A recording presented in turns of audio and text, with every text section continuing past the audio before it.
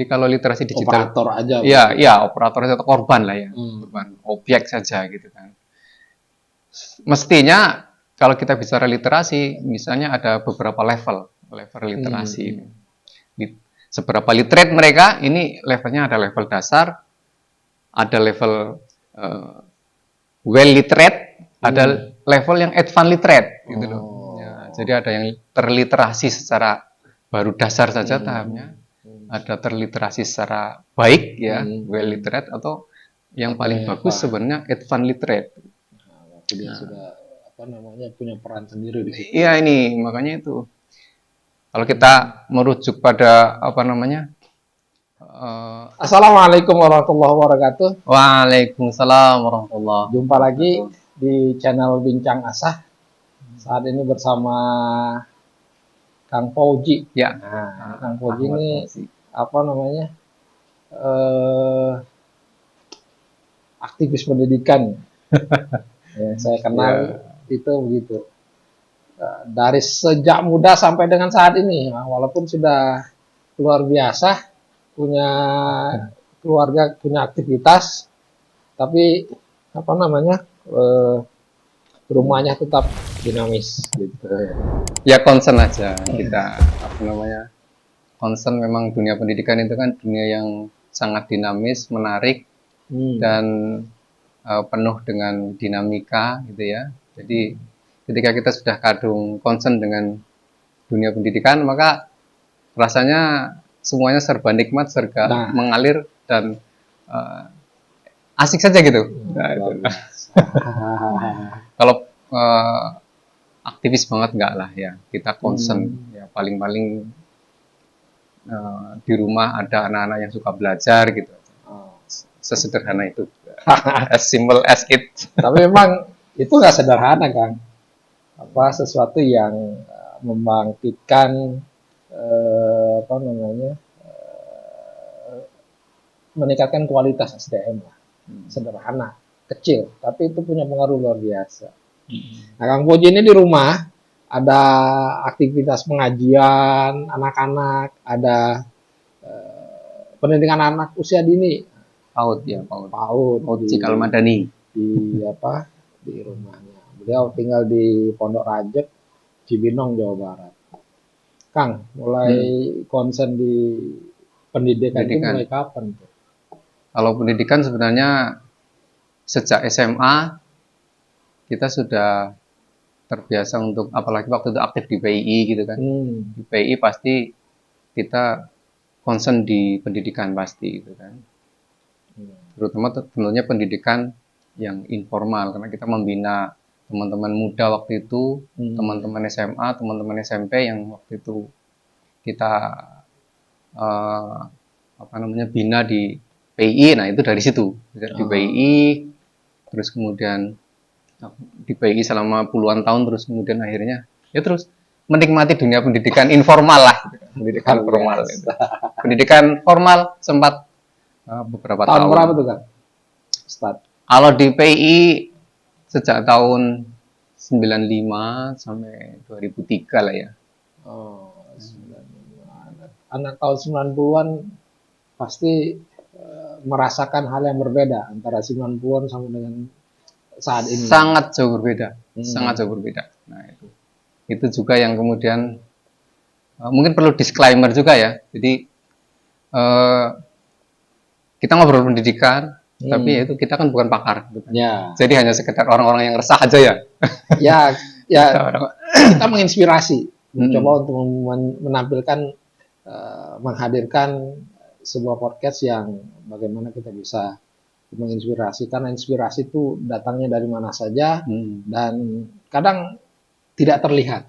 Nah, itu boleh. Kita coba untuk memunculkan sesuatu yang selama ini kalau podcast yang muncul influencer yang punya follower luar biasa banyaknya, atau para artis yang sudah terkenal lebih dahulu, tapi kita mengadakan podcast yang menghadirkan orang-orang yang menginspirasi di tengah masyarakat, tapi tidak terlihat. Kita coba untuk munculkan itu.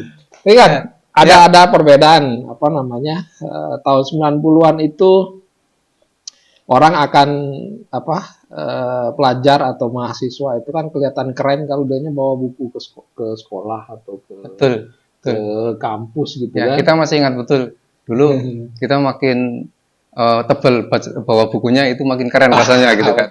Pasti seperti itu era 90-an. Tapi sekarang sangat jauh berbeda. Nah, itu. Dan ini mungkin kalau sekarang kan yang menjadi primadona itu kan di mana-mana yang selalu dibahas itu Gen Z gitu kan. Gen Z yang sekarang bahkan di politik pun itu menjadi apa namanya? Ya angkanya luar biasa. Karena angkanya luar biasa itu kemudian menjadi Lebih fokus dari perhatian yang 40%. sangat besar, iya. Sampai 50 sekian persen itu dari generasi muda. Makanya kita juga tentu tidak bisa lepas harus ke sana juga perhatian kita. Ada satu hal yang saya kira menjadi concern kita ya, itu terkait dengan Gen Z itu. Gen Z itu kan sekarang pasti dunianya itu kan dunia digital. Ya, dunia digital itu dunia Gen Z itu. Bahkan ruang publik mereka juga ruang digital. Betul. Ruang digital, ruang media sosial itu ruang publik mereka. Kalau kita zaman dulu ruang publiknya kan kita di perpustakaan, kalau di kampus ya di lorong-lorong kampus, ngobrol-ngobrol, diskusi-diskusi, atau di taman-taman, kalau di masyarakat di taman-taman, di lapangan-lapangan. Mimbar bebas. Mimbar bebas. Kalau Gen Z sekarang itu kan ruang publiknya di komunitas-komunitas media sosial. Betul. Di Instagram, TikTok. Nah, itu di situ semuanya. Ruang publik mereka itu. Nah, makanya saya kadang bertanya gitu kan. Se-educated apa atau se-literated apa mereka sebenarnya terkait dunia digital itu gitu kan. Karena kita kan sering gagapnya kita kadang-kadang masuk ke satu dunia yang kita sendiri belum belajar tentang itu, belum tahu seluk-beluknya. Gitu. Kalau katakanlah yang sekarang ramai itu kan literasi digital ya. Ini bahasanya mungkin bahasanya literasi digital. Literasi itu apa sih? Literasi itu kan sebenarnya melek huruf lah ya. Melek, kalau literasi digital ya melek digital. Gitu. Kalau hanya sekedar melek digital, Gen Z itu saya yakin semuanya melek digital. Ya, melek media sosial pasti semuanya. Tapi mulai sampai dari SD, bahkan mulai dari SD, kita saja sekarang sama anak-anak SD kalah gitu kan. Enggak, anak PAUD juga udah pinter sekali megang HP. Iya, kita tahu lah anak-anak PAUD itu kan. Kalau libur terlalu lama, anak-anak PAUD mau masuk sekolah lagi, itu kadang-kadang malas-malasan mereka gitu kan. Karena selama libur itu mereka dimanjakan oleh gadget itu. Nah ini, jadi makanya pertanyaannya, seliterate apa mereka terkait literasi digital? Kalau saya sendiri keprihatinannya terkait literasi digital itu, jangan Gen Z ini terkait literasi digital hanya masih sebatas dasar itu dalam arti begini. Jadi kalau literasi digital operator aja. Ya operator atau korban lah ya, korban objek saja gitu kan. Mestinya kalau kita bicara literasi, misalnya ada beberapa level literasi. Seberapa literate mereka, ini levelnya ada level dasar, ada level well literate, ada level yang advanced literate gitu loh. Ya, jadi ada yang terliterasi secara baru dasar saja tahapnya, ada terliterasi secara baik ya, well literate, atau yang paling bagus sebenarnya advanced literate. Dia sudah punya peran sendiri di situ. Iya, ini makanya itu. Kalau kita merujuk pada budaya literasi yang berusaha dibangun oleh Kemendikbudristek, itu kan sebenarnya tahapan literasinya atau seberapa tinggi literat mereka kan sampai pada tahap kritis. Kritis dalam artian kita bukan hanya sekedar tahu, kita bukan hanya sekedar minimal kita terliterasi di dunia digital secara baik lah ya. Tapi syukur sudah sampai pada tahap kritis. Tahap kritis itu artinya apa? Sampai pada kita bisa memunculkan atau mengaktualisasikan keprihatinan kita, kepedulian kita kepada permasalahan-permasalahan masyarakat lewat media sosial. Nah, ini yang paling tinggi tingkatannya seperti itu saya kira. Nah, yang kita khawatirkan itu Gen Z ini hanya baru sampai pada tahapan literasi dasar saja, baru hanya sekedar mampu mengoperasikan atau hanya sekedar apa namanya itu familiar dengan semua media sosial. Mereka menjadi penikmat media sosial, bahkan mereka istilahnya itu edik media sosial. Gitu kan. Tapi apakah mereka sudah mampu naik ke well? Nah, ini yang kita sekarang kayaknya sedang berjuang ke sana, ke well educated, well literated secara digital. Ya, tapi kan memang proses proses edukasi itu kan bertahap ya, tidak langsung jadi well gitu ya kan. Tapi memang kesadaran itu butuh dimunculkan. Nah itu indikasinya sederhana kalau menurut saya. Saya melihat teman-teman adik-adik kita yang di Gen Z ini masih sangat rentan sekali terpapar atau terbawa arus tayangan-tayangan hoax gitu kan, tayangan-tayangan yang berbau hoax. Apalagi kalau yang sifatnya viral gitu ya. Nah ya, viralisme ini, viralisme ini justru jadi jebakan tersendiri bagi Gen Z ini, viralisme ini. Akhirnya kemudian ya bukan hanya hoax tapi juga tayangan-tayangan yang secara etik mungkin merusak gitu ya, merusak atau tidak membangun etik lah itu kan. Karena viralisme itu ini yang harus ini tahapan ini kan sebenarnya tahapan menuju well literate itu. Mereka bisa memilih kalau indikasinya bisa indikasi sudah terliterasi secara baik gitu ya, bisa memilih mana berita-berita yang benar dan mana yang hoax. Ini mereka minimal itu bisa memilah itu, bisa tidak percaya. Memilah ini kan salah satu aktivitas literasi yang butuh kompetensi sendiri seperti itu kan, tidak ujuk-ujuk dia bisa memisahkan baik dan buruk, ini cocok atau tidak. Nah, ini kan butuh kegiatan nyata lah, atau kerja nyata untuk bisa membangun itu. Itu gimana? Ini sebenarnya kalau kita mau apa namanya melihat peran-peran yang mestinya terlibat di sana, yang pertama tentu dunia pendidikan, karena itu core utama untuk membangun literasi digital di dunia pendidikan, terutama pendidikan formal. Ya. Nah, kalau kayak saya kan lebih banyak bergerak di pendidikan informal dan non formal, yang justru standar paling apa ya,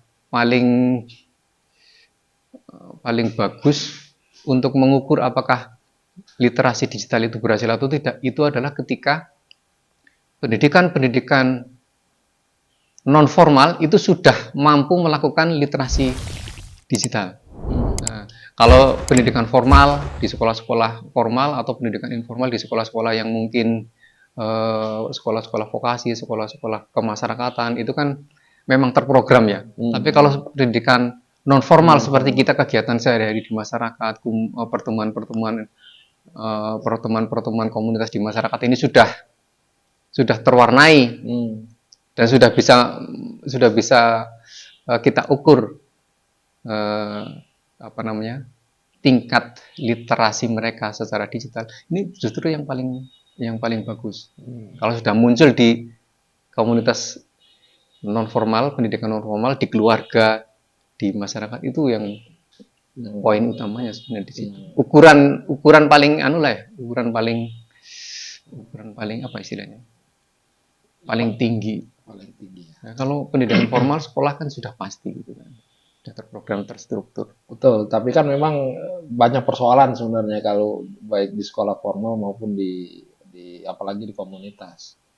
Terutama Indonesia kan punya geografis yang tidak gampang lah, gitu, berkaitan dengan literasi digital ya. Tentu, Karena tentu kan itu. apa namanya, kalau kota-kota besar oke lah, gitu kan. Tapi memang di pelosok atau di daerah-daerah yang jauh dari sinyal lah, kira-kira begitu, itu menjadi tantangan tersendiri.